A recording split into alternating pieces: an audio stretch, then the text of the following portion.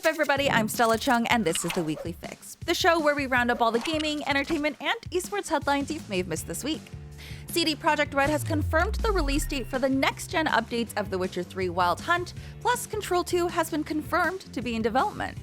In the entertainment world, Dave Bautista is teasing the Gears of War movie, and it's been revealed that Rockstar actually rejected an Eminem-led GTA movie. Keep being awesome, and let's jump right into it.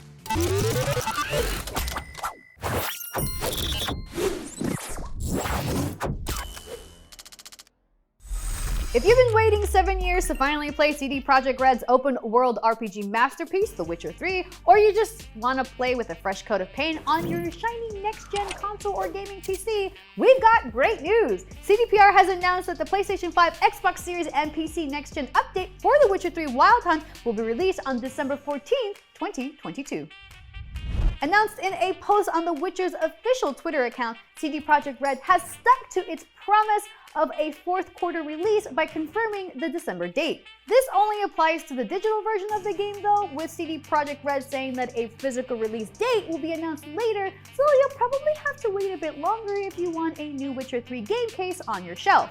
The upgrade, which is free to anyone who's bought the game previously, includes dozens of visual, performance, and technical enhancements over the original. CD Projekt Red said in a press release, these include ray tracing support, faster loading times on consoles, as well as a variety of mods integrated into the experience, among many others. More details on these integrated mods and other features will be shared during a Twitch livestream sometime next week. But CD Projekt Red has otherwise confirmed the next-gen version to include all previously released DLC alongside new content based on the Witcher Netflix series. So, are you gonna set aside a couple hundred hours and experience everything in The Witcher 3 all over again? Or play it for the first time this year? Or skip it entirely? Let me know in the comments. Speaking of big and prestigious games being celebrated this December, Jeff Keighley has announced every nominee for the Game Awards 2022, with God of War Ragnarok and Elden Ring leading the way with 10 and 7 nominations, respectively. God of War Ragnarok's nominations include Game of the Year, Best Game Direction, Best Narrative, Best Art Direction, Best Score and Music, Best Audio Design, 2 in Best Performance, Best Action Adventure, and Innovation in Accessibility.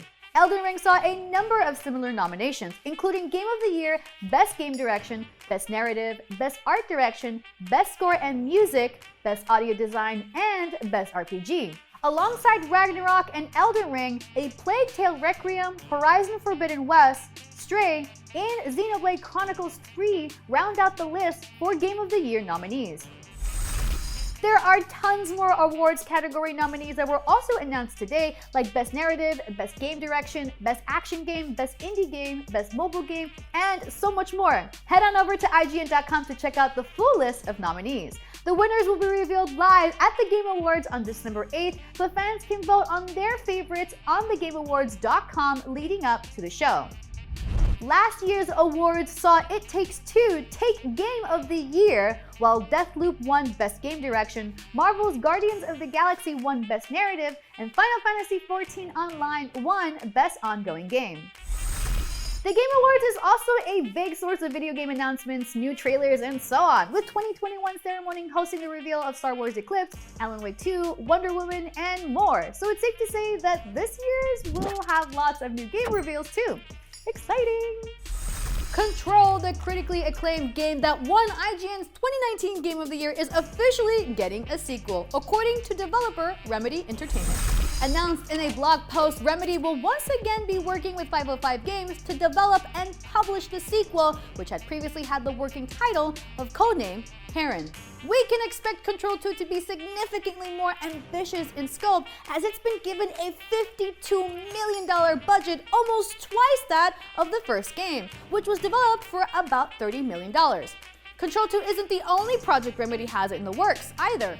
In addition to the highly anticipated Alan Wake 2, there's also codenamed Condor, the working title for a 4-player co-op PvE game. If you haven't had the chance to check out the original Control, you should remedy that immediately. IGN wasn't the only outlet to give it Game of the Year, and it nabbed a pile of awards. And it's gotten a bunch of DLC since launch too, so go check it out. Activision Blizzard has announced that the first Call of Duty Battle Royale Warzone will be taken offline in order to focus on the Warzone 2.0 launch next week. In a recent blog post on the official Call of Duty website, Season 1 of Warzone 2.0 will officially kick off on November 16th at 10 a.m. Pacific Time. But 2 hours before that, the original Warzone servers will go offline for 12 days so that developers can focus on ensuring the new Warzone 2.0 free-to-play ecosystem is running effectively. I have a hunch they probably also want people to check out the brand new version they've been working hard on. But at least, it's free, so there's that. For anyone itching for classic Warzone, rest assured the servers will be back online November 18th at 10 a.m. Pacific Time, and Warzone 1.0 will be rebranded as Warzone Caldera. The blog also notes that cosmetics from Warzone will not carry over to the new game, but Activision will compensate Warzone players with gifts in 2.0. The Caldera relaunch is considered a separate game and not tied to Modern Warfare 2 or Warzone 2.0 content, including the new Battle Pass and store bundles. Battle Pass content, weapons, store bundles, XP, weapon XP, player progression, cross progression, or other purchases from Call of Duty Modern Warfare, Warzone, Black Ops Cold War, and Vanguard will be accessible only within Warzone Caldera or within the respective games. COD points will be transferable between all games, but double XP and double weapon XP tokens will not be transferable between 2.0 and Caldera. On relaunch, Call of Duty Caldera will not have an in-game store, and neither Rebirth Island or Fortune's Keep maps will be present. Activision offered an explanation for the changes within the patch notes, stating this is due to a combination of feedback from the community, technical limitations, and a need to simplify the next and newest Warzone to create a seamless player experience moving forward.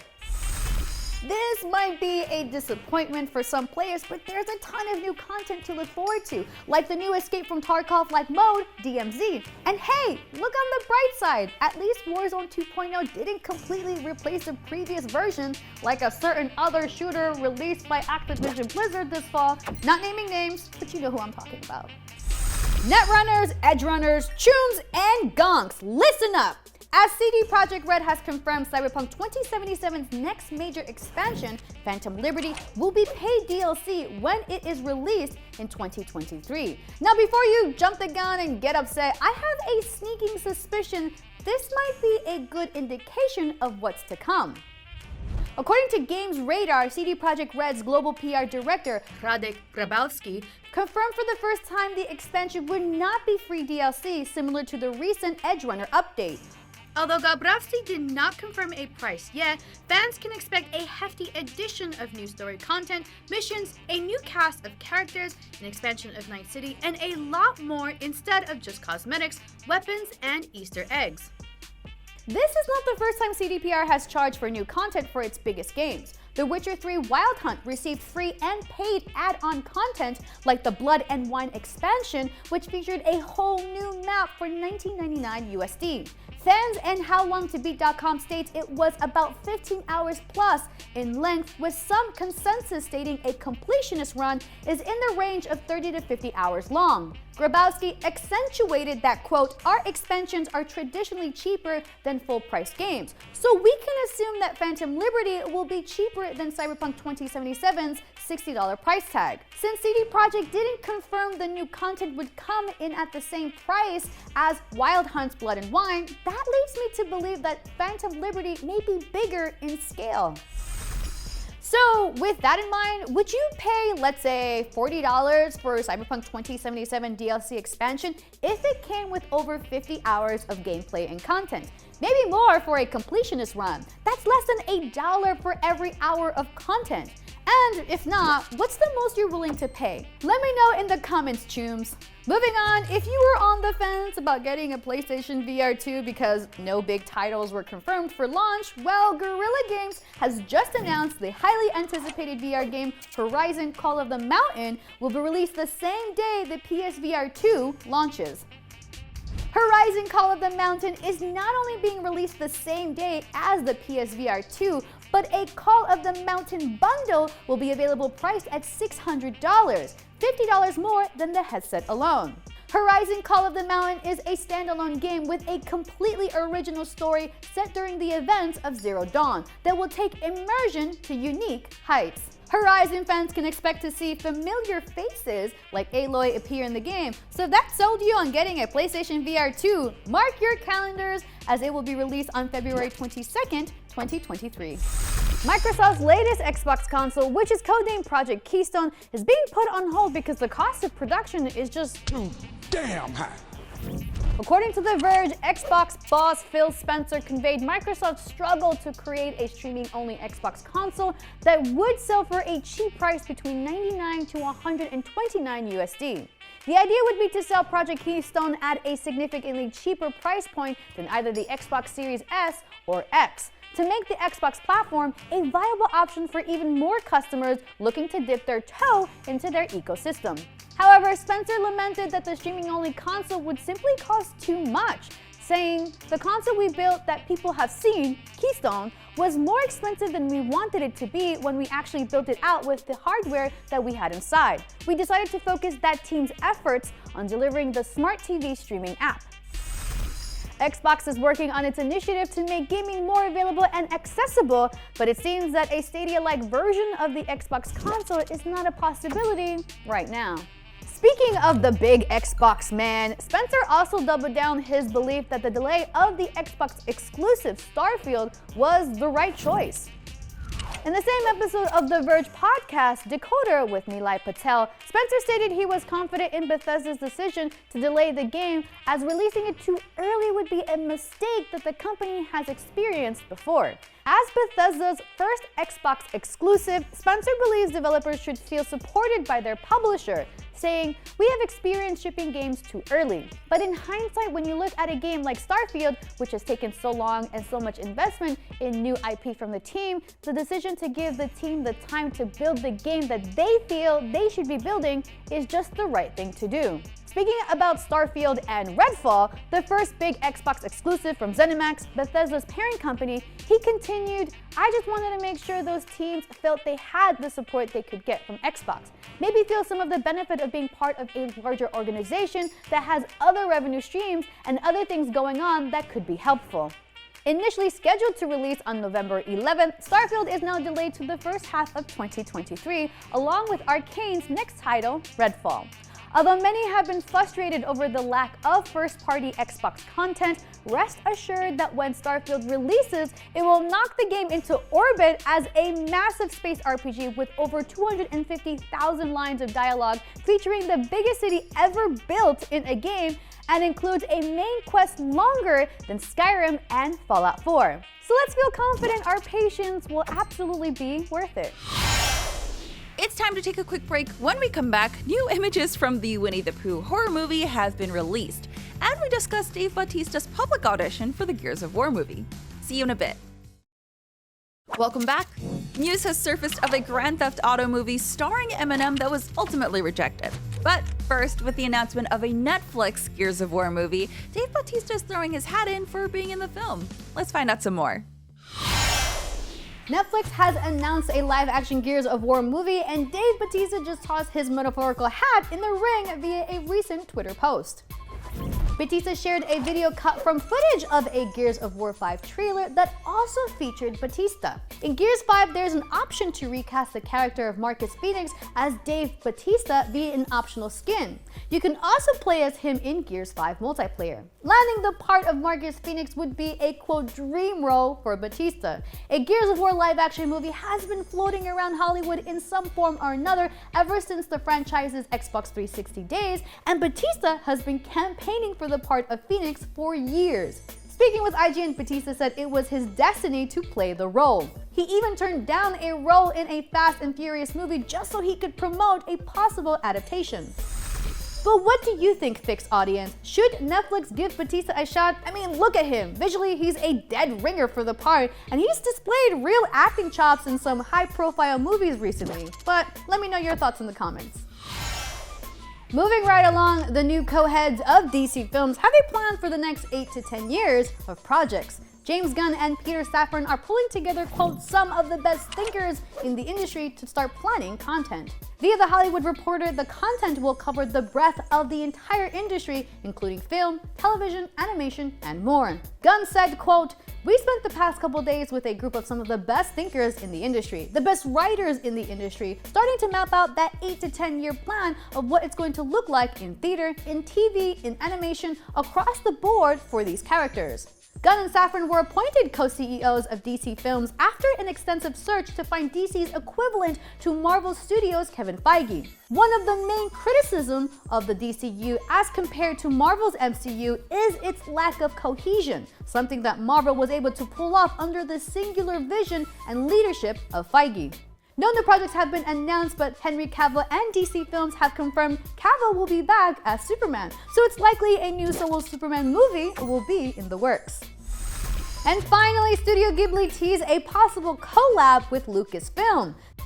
The tease really isn't much, it's a 15-second video showing the two companies' logos, but speculation is now running rampant. The obvious candidate is a Star Wars project, maybe an episode in Season 2 of Star Wars Visions. Visions is an animated anthology series featuring standalone stories set in the Star Wars universe. The first season featured 9 episodes produced by various anime studios such as Production IG, who made Ghost in the Shell Arise, and Trigger, who produced Cyberpunk Edgerunners. Studio Ghibli is a legendary Japanese animation house responsible for films such as Princess Mononoke, Spirited Away, My Neighbor Totoro, the absolutely heartbreaking Grave of the Fireflies, and my favorite, Howl's Moving Castle. But the list goes on and on.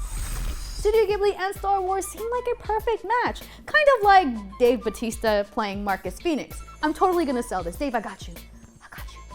But then again, this might not even be Star Wars related, even though the official Star Wars account did recently retweet an image of Grogu that was originally tweeted by Studio Ghibli. Maybe this is that Indiana Jones series that's in development at Disney+? Who knows? We'll just have to wait to find out.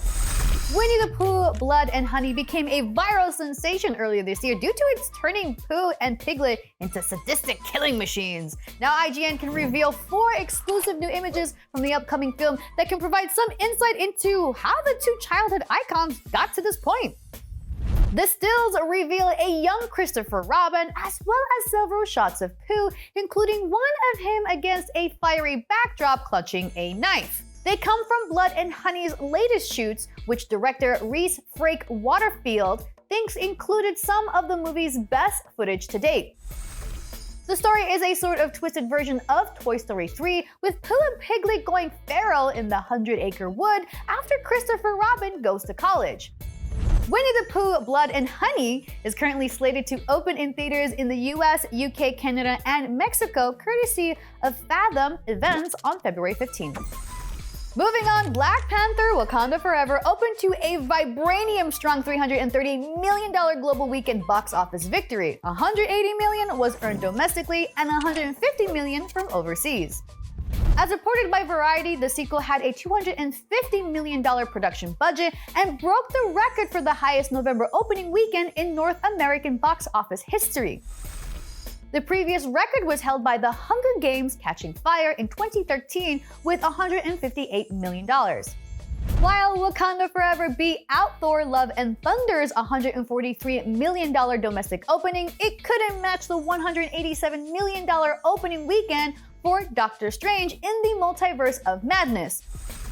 All 3 of these movies, however, pale in comparison to the $260 million opening of last year's Spider-Man: No Way Home. And finally, Stranger Things creators Matt and Ross Duffer say they're aiming for the 5th and final season to have a little bit of everything as a thematic culmination of what's come before it.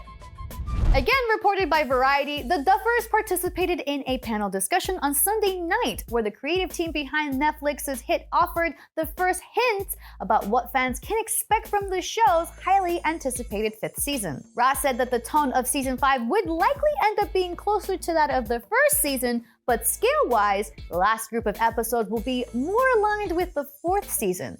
Season 4 allegedly had a per-episode cost of $30 million, making it one of the most expensive seasons in history.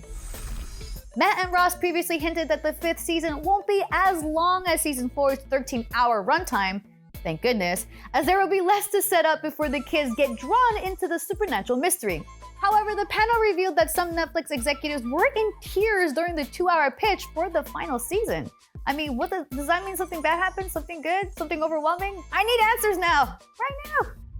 Ross said, "It's important to wrap up those arcs because a lot of these characters have been growing since season 1. So it's a balancing act between giving them time to complete their character arcs and also tying up these loose ends during our final reveals." Sometime in the early 2000s, plans to develop a feature film based on the hit Grand Theft Auto series were briefly considered before ultimately getting shut down by Rockstar co-founders Sam and Dan Houser.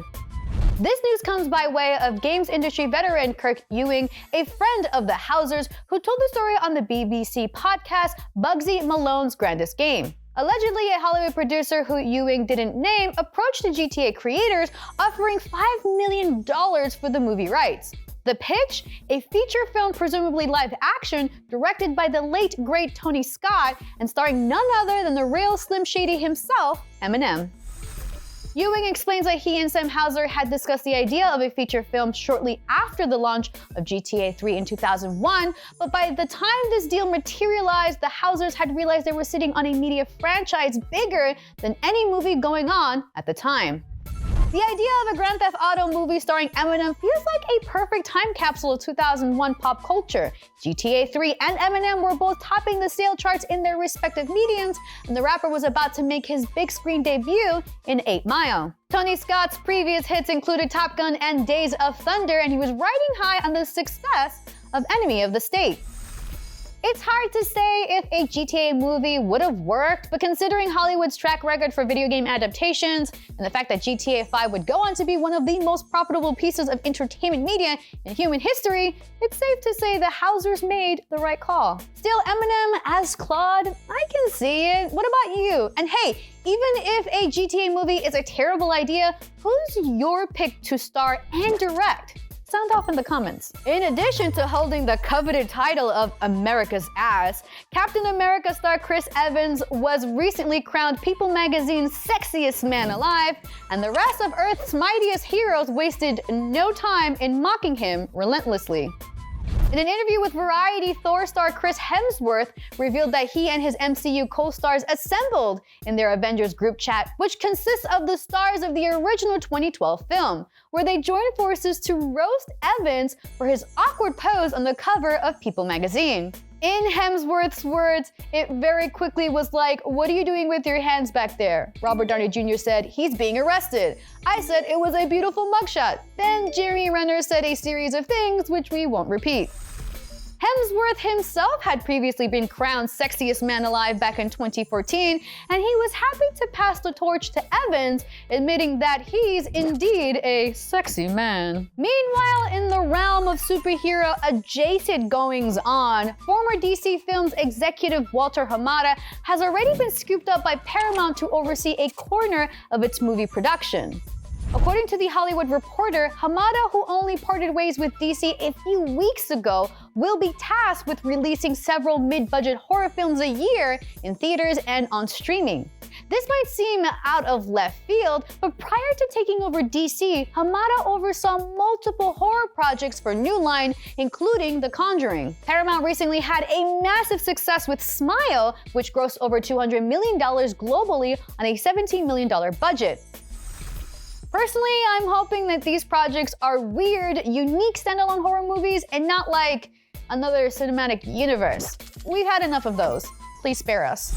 Call of Duty Warzone 2's launch trailer showcased a ton of new information about the next iteration of its Battle Royale. Warzone 2's map will be on the brand new Almost Raw, with varied terrain from desert land to flowing rivers that introduce new underwater dynamics like you experience in the campaign. Don't worry, for those worried about the leaks on not being able to use custom loadouts, the options to call these in will be available in-game. One of the ways to obtain your custom loadout is through infiltrating new AI-defended strongholds located throughout the map. If you get eliminated early, you can come back to the battlefield with a new gulag system that actually pairs you with a random opponent, making it a 2v2.